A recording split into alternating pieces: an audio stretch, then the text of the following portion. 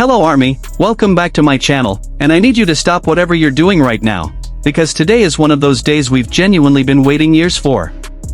If you've seen the headlines already, you know exactly what I'm talking about, but if you haven't, get ready, because in just a few hours, Jimin, along with the rest of BTS, is going to step onto one of the biggest stages in the history of live entertainment, in front of an audience that FIFA itself is projecting could reach into the billions.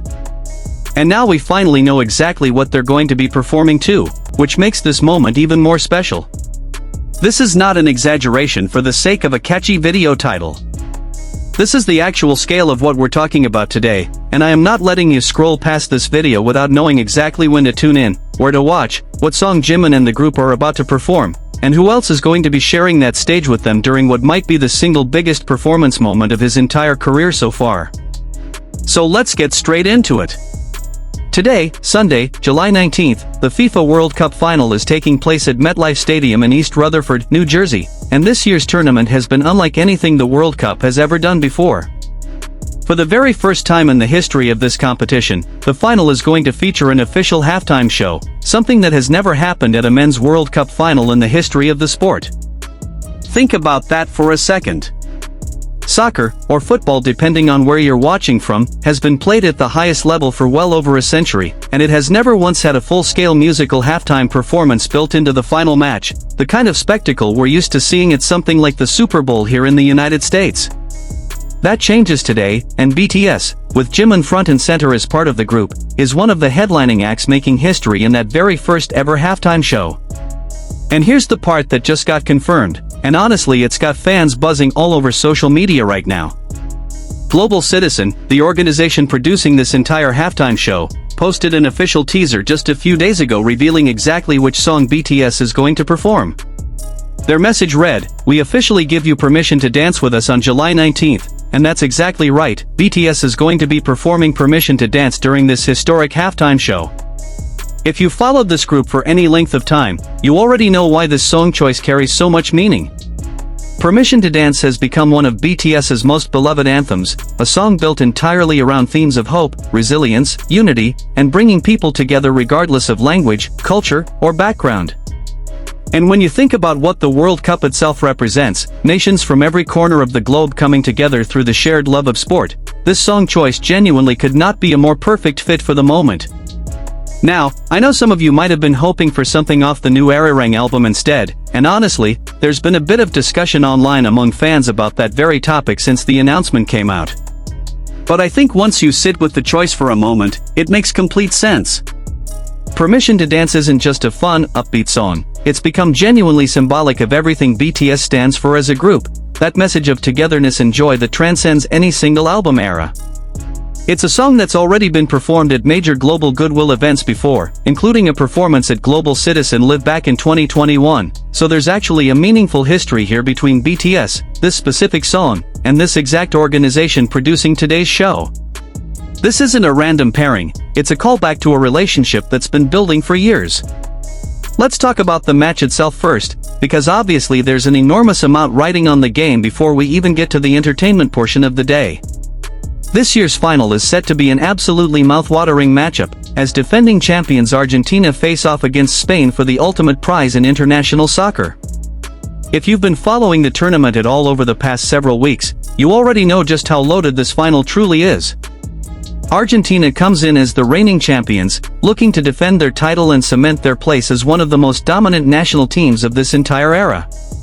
Spain, on the other hand, has been playing some of the most exciting, technically gifted soccer of the tournament, and they're arriving at this final with every intention of dethroning the champions and claiming the trophy for themselves. This is genuinely one of the most anticipated finals in recent World Cup history, and it's happening on North American soil for the first time as part of this historic three-country hosted tournament between Mexico, the United States, and Canada. Kickoff for the match is set for 3 p.m. Eastern Time. Now, I know a lot of you watching this are tuning in from all over the country, and honestly all over the world, so let's break down exactly what that means for you depending on where you're located. If you're on the East Coast, that's 3 p.m. straight up, Eastern Time. If you're in the Central Time Zone, that's 2 p.m. If you're out in the Mountain Time Zone, that's 1 p.m. And if you're on the West Coast, in the Pacific Time Zone, that's 12 p.m., so right around lunchtime for you. I really can't stress enough how important it is to have this ready right now, because once that match kicks off, you are not going to want to miss a single second, not just because of the incredible soccer we're about to see, but because that halftime show is going to arrive right in the middle of everything, and that's where Jimin comes in. Now let's talk about how you're actually going to be able to watch this. The broadcast for the final is being carried across multiple major platforms here in the United States, ensuring that essentially anyone with access to a television or a streaming subscription is going to be able to tune in. You'll be able to catch the match, and the halftime show, on Fox, on Telemundo if you prefer Spanish language coverage, and on Peacock for those of you who prefer streaming the whole thing through an app on your phone, tablet, or smart TV. With this many broadcast options available, there really is no excuse to miss this. Whether you're at home, at a watch party with friends, or even out and about with your phone in hand, you have multiple ways to make sure you catch every second of this historic day. So here's how the day is generally expected to unfold. The match kicks off at 3 p.m. Eastern, and as with any standard match structure, we'll get a first half of soccer before the teams head to the locker rooms for the halftime break. That's when everything shifts gears entirely, because instead of the usual short intermission we're used to seeing during a World Cup match, this time we're getting an entire produced musical spectacle, an 11-minute performance that FIFA and the show's organizers have been building up for months as one of the most significant crossovers between the worlds of sport and music that we have ever seen. Based on the timing of a standard match, you're looking at the halftime show likely beginning somewhere in the neighborhood of 45 minutes to an hour after kickoff, though of course exact timing can shift slightly depending on stoppage time and how the first half of the match plays out. My advice, don't step away from the screen once that first half gets going, because you do not want to miss the opening moments of Permission to Dance today. Now let's get into the part 1 know you're really here for, which is exactly who Jimin is going to be sharing this stage with today. This is not just BTS performing on their own. This is being billed by FIFA as a full co-headlining event, bringing together some of the absolute biggest names in global music for a single, unified performance experience. Standing alongside Jimin and the rest of BTS's co-headliners are 3 other massive icons of the music industry. First, there's Madonna, an artist whose career has spanned decades and who has already made history at the Super Bowl, having headlined that halftime show back in 2012. Second, there's Syakira, another certified Super Bowl veteran, having co-headlined that stage back in 2020 alongside Jennifer Lopez, and someone whose global reach, particularly across Latin America, makes her an absolutely perfect fit for a tournament being hosted across North America. And third, joining as the 4th co-headliner, is none other than Justin Bieber, whose massive fanbase and continued dominance in the pop world make him one of the most recognizable names you could possibly add to a lineup like this. But that's not even the full picture. This 11-minute performance is also going to feature additional major names rounding out what is genuinely one of the most stacked musical lineups ever assembled for a single live event. Nigerian superstar Burna Boy is set to appear, bringing his own massive global following and continuing to represent the incredible rise of Afrobeats on the world stage. Alongside him, internationally acclaimed conductor Gustavo Dudamel is set to perform as well, adding an entirely different, almost cinematic layer of musicality to the overall production.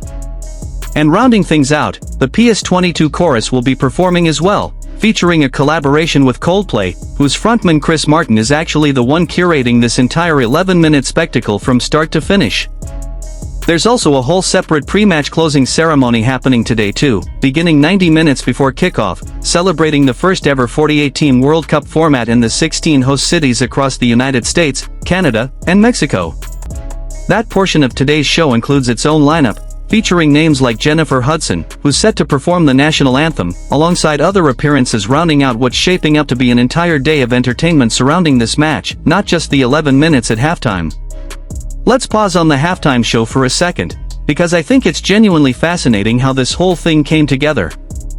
Chris Martin, someone who has spent years thinking about how to build large-scale, emotionally resonant live performances through his work with Coldplay, is the creative mind behind pulling all of these different artists, genres, and performance styles together into a single cohesive 11 minutes. When you think about the sheer range of what's being represented here, from Madonna's pop legacy, to Shakira's Latin music dominance, to Justin Bieber's massive pop fanbase, to BTS and Jimin representing the absolute peak of global K-pop performing Permission to Dance, to Burna Boy representing Afrobeats, to a full orchestral conductor in Gustavo Dudamel, to a children's chorus performing alongside Coldplay, this is genuinely one of the most ambitious attempts at representing the true global diversity of music that we have ever seen packed into a single live performance. And there's an added layer of meaning behind this whole show too, which I think is worth mentioning, because it's not just about entertainment for entertainment's sake. This halftime performance is being produced in partnership with Global Citizen, and it's directly tied to raising funds for FIFA's Global Citizen Education Fund, an initiative aimed at expanding access to education and soccer opportunities for children around the world. As part of this effort, $1 from every single ticket sold for World Cup 2026 matches has already been going toward this fund, and organizers have confirmed that over $50 million has already been raised as of the lead up to today's show, with the overall goal being to reach $100 million total. Given that Permission to Dance itself carries such a strong message of hope and unity, it really does feel like the perfect song choice for a performance tied to a cause exactly like this one. There's also a genuinely sweet, family-friendly element to this whole production that I think deserves a mention here too. The halftime show is set to feature appearances from characters out of Sesame Street, along with the Muppets, tying directly into that same educational mission behind the fund this performance is supporting. So if you're planning on watching this with family, with younger siblings, nieces, nephews, or your own kids, this is very much designed to be an inclusive, all-ages appropriate spectacle, blending world-class musical performances with these beloved, joyful childhood characters in a way that's meant to bring people of literally every generation together for this single, unified viewing experience. And honestly, what better song to soundtrack that kind of moment than Permission to Dance? Now, let's take a moment to really sit with what this moment means specifically for Jimin and for BTS as a whole, because I don't think we can overstate the significance of this booking. This performance is being described by multiple entertainment outlets as BTS's biggest performance since their full reunion following the completion of all 7 members' mandatory military service. Think about the journey that's led up to this exact moment. Years of individual service commitments, years of fans wondering exactly when and how the group would fully reunite and step back onto the world stage together, and now, here we are, watching that reunion story reach one of its most significant milestones yet, performing a song about hope and togetherness, on a stage being watched by what FIFA themselves have suggested could be a viewership comparable to the nearly 1.5 billion people who tuned into the 2022 World Cup final. Let's really put that number in perspective for a second, because I think it's easy to hear a huge number like that and have it just kind of wash over you without fully processing the scale of what we're talking about.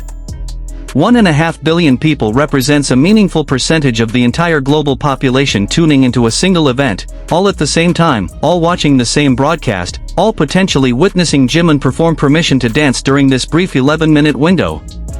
This isn't a stadium show with tens of thousands of people in attendance, as incredible as those shows have been throughout this year's Ararang World Tour. This is a global broadcast moment, reaching corners of the world that might never have otherwise been exposed to BTS's music, to Jimin's artistry, to the sheer scale of what this group has built over the course of their career. And it's worth remembering just how far BTS has come to even be considered for a moment like this. This is a group that started as a mid-size label's rookie act, that clawed their way up through years of hard work, dedication, and an incredibly deep connection with their fanbase, to eventually become one of the most commercially successful and culturally significant musical acts on the planet. Being named as a co-headliner alongside artists like Madonna and Justin Bieber, artists who have been global icons for literal decades, is a testament to just how far BTS's influence has spread, transcending the boundaries of what people might have once assumed were the limits for a K-pop group's reach into mainstream, global entertainment. This year in particular has been an extraordinary one for the group, coming off the back of their post-military service comeback. Their recent album, Ararang, has been putting up genuinely historic numbers, debuting at #1 in more than 25 countries around the world and breaking multiple streaming records across platforms like Spotify and Apple Music during its opening period. When you combine that kind of commercial momentum with a headlining slot at an event of this magnitude, it really does feel like we're watching this group hit an entirely new peak in their already historic career, and Jimin, as one of the most recognizable and beloved members of the group, is right there at the center of that moment, about to perform one of their most meaningful songs on the biggest stage of his life. Let's talk a little bit more about why Permission to Dance specifically resonates so deeply with longtime fans. This is a song that first came out back in 2021, and from the very beginning, it was designed to carry a message of encouragement during a difficult, uncertain time in the world. The choreography itself even incorporates sign language gestures representing the words joy, dance, and peace, making it a song that's always carried this deeper layer of inclusivity and universal connection beyond just being a catchy, feel-good track. Performing that exact song today, in front of a global audience of this scale, at an event literally built around bringing nations together, feels like it's come full circle in the most meaningful way possible. Let's also spend a moment talking about the logistics of fitting a full-scale musical production into a World Cup halftime break, because this has actually been a topic of some discussion among those following the lead up to today's match.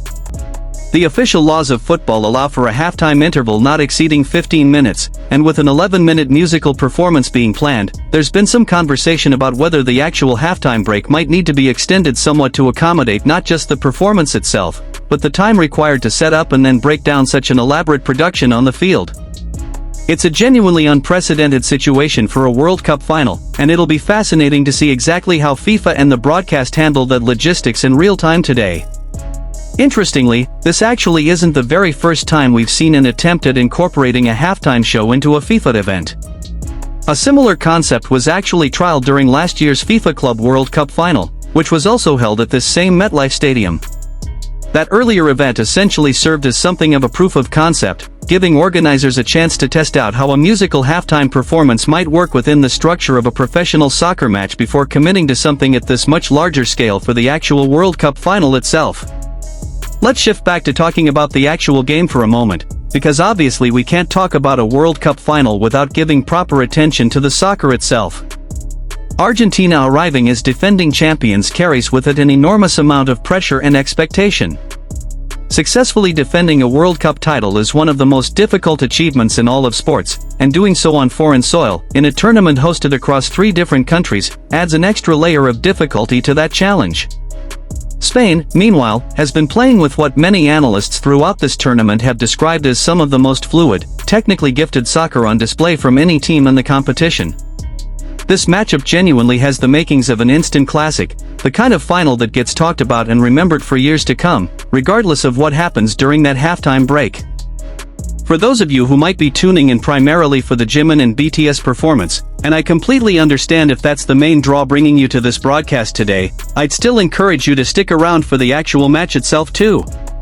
There's something genuinely special about experiencing a World Cup final in real time, feeling the tension build match minute by match minute, watching 2 incredibly talented national teams battle for the single biggest prize in international soccer.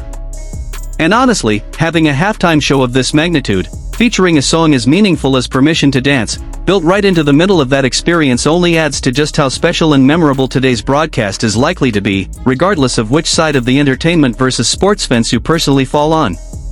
Now let's talk practically for a moment about how you should be preparing to watch this today, because I really do want to make sure everyone watching this video walks away with a clear plan for tuning in, especially with the show starting so soon. First and foremost, get that 3 p.m. Eastern kickoff time locked in right now, and adjust accordingly for your own time zone if you're not on the East Coast. If you're watching from the Central Time Zone, that's 2 p.m. Mountain Time Zone, that's 1 p.m. Pacific Time Zone, that's 12 p.m. And if you happen to be watching this from outside the United States entirely, make sure you convert Eastern Time to your own local time zone immediately, because you do not want to accidentally miss this due to a time zone miscalculation. Second, make sure you know which platform you're planning on watching through right now. If you have access to a traditional cable package, Fox is going to be one of your primary options for catching this broadcast. If you prefer Spanish language commentary, Telemundo is going to be carrying the match as well. And if you're someone who prefers streaming everything through an app, Peacock is going to have you covered there. With 3 separate broadcast options available, there really shouldn't be any barrier standing between you and catching this historic moment live. Third, and this is honestly just as important as knowing the actual time, make sure you're not planning on stepping away from your screen once that first half of the match gets underway. Given that the halftime show is expected to arrive somewhere around the 45-minute to 1 hour mark after kickoff, depending on exactly how the first half plays out, you really do want to be locked in and paying attention well before that window arrives, so you don't accidentally miss the opening moments of permission to dance because you stepped away to grab a snack or answer a phone call at exactly the wrong moment.